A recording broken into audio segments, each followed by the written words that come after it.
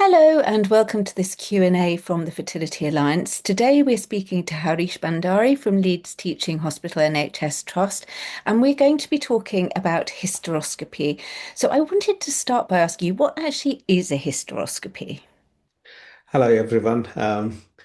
Hysteroscopy is a procedure that will allow a specialist to look inside the womb cavity using a very tiny telescope-like camera called as a hysteroscope. So there won't be any cuts in the abdomen. So the hysteroscope will be inserted through the vagina and cervix. And most of the times you should be able to do this procedure in the outpatient setting. And sometimes general anesthesia may be required for the procedure to be done. Does everyone who's going through fertility tests need a hysteroscopy, or is it something that you just recommend to some patients? Um, uh, Not all patients who are going through IVF treatment would need hysteroscopy. There are certain circumstances if patients have abnormal bleeding, or if the ultrasound scan or any of the other tests have suggested that there could be a womb cavity abnormality, particularly within the lining of the womb, such as polyps or fibroids, or there could be scar tissue inside the womb cavity, or sometimes there could be congenital abnormalities, such as uterine septum. In those cases, hysteroscopy may be required initially as a diagnostic procedure, and at the same time, if we plan it based on the ultrasound scan imaging, then we can do the treatment at the same time as well. So what is, sorry to have to ask, but what is a uterine septum?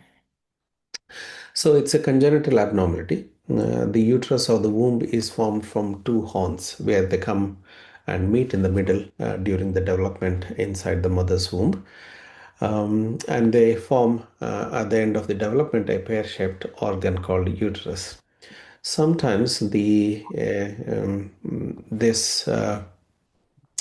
unification may not happen appropriately, leaving a septum in the middle of the womb cavity.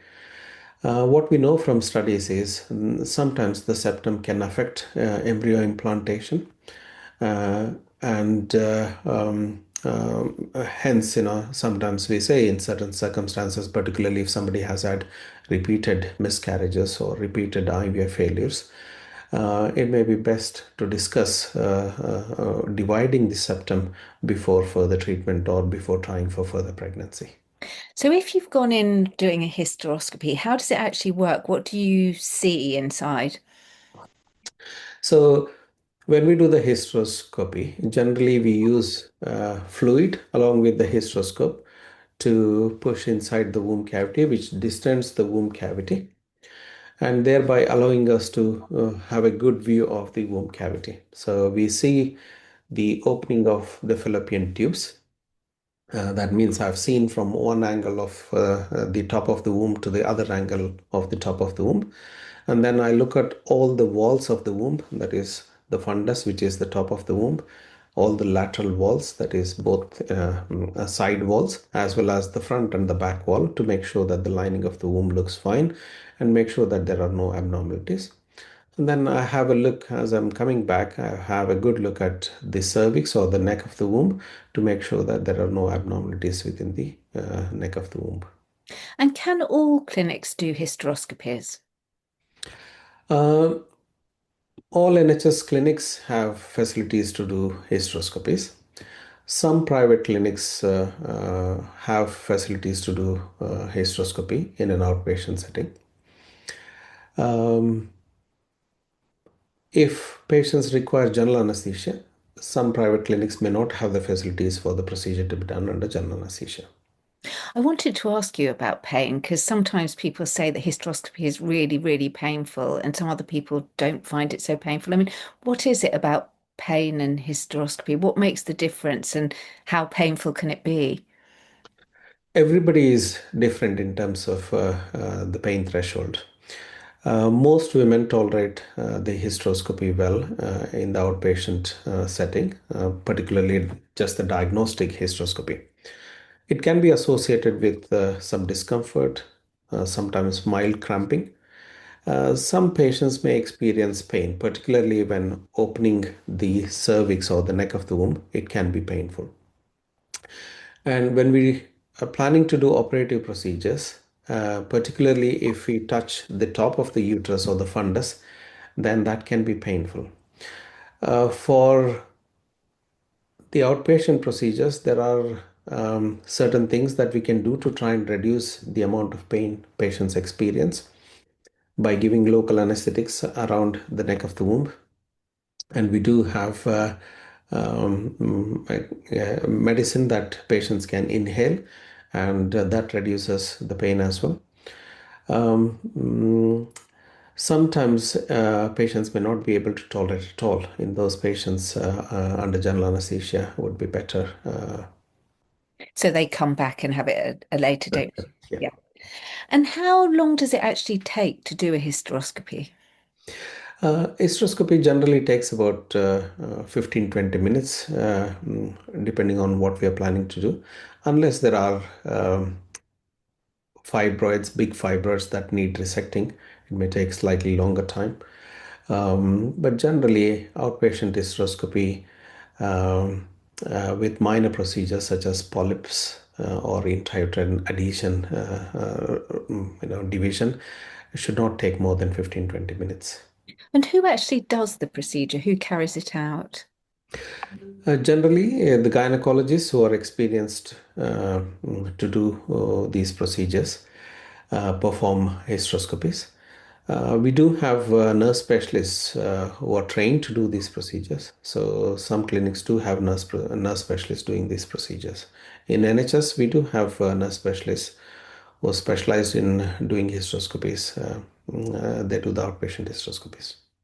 And can you just go straight back to work afterwards, or does it depend on the type of anesthetic you'd have? If it's an outpatient hysteroscopy, yes, the patients can go back to work if they wish to. If it's a general anesthesia, generally we say 48 hours of rest after general anesthesia because they will still be under the effect of general anesthesia, although it was for a very short duration of time. And are there any alternative ways of looking at the inside of the womb or uterus and diagnosing things like fibroids? Can you do that any other way? Yes, there are other ways of diagnosing abnormalities within the womb cavity. Mm. When we do the pelvic ultrasound scan, we can do a three-dimensional view of the womb cavity. That is by looking at the womb cavity from front to back, and that gives us good information about any of the abnormalities that could be there. We can also do a procedure called saline infusion sonography, wherein we inject fluid inside the womb cavity and do an ultrasound scan to see if there are any abnormalities within the cavity, particularly if there are any polyps or scar tissue inside the womb cavity. We can also do a procedure called as hysterosalpingography or HSG, which is mainly done to check if the fallopian tubes are patent or not. But HSG can also give us information about womb cavity abnormalities because the dye that is passed inside the womb cavity stains the womb cavity. So looking at the womb cavity will give us information if there are any abnormalities there. And finally, MRI scans can be done, particularly for complex cases where the ultrasound scan has not given us information, or if somebody has multiple fibroids, then I generally get an MRI scan of the pelvis to get more information about the womb cavity. We've talked about fibroids and the septum and scar tissue. Are there any other things that you might see using a hysteroscopy that might affect fertility? I mentioned about abnormal bleeding, particularly uh, sometimes abnormal bleeding could be due to problems within the lining of the womb, such as precancerous conditions, such as called as endometrial hyperplasia. And very occasionally, it could be related to cancer. And that's why if somebody has abnormal bleeding, we generally advise doing a hysteroscopy, having a look inside the womb cavity and taking a biopsy from the lining of the womb before fertility treatment can be advised. So it's really to rule something out rather than anything else.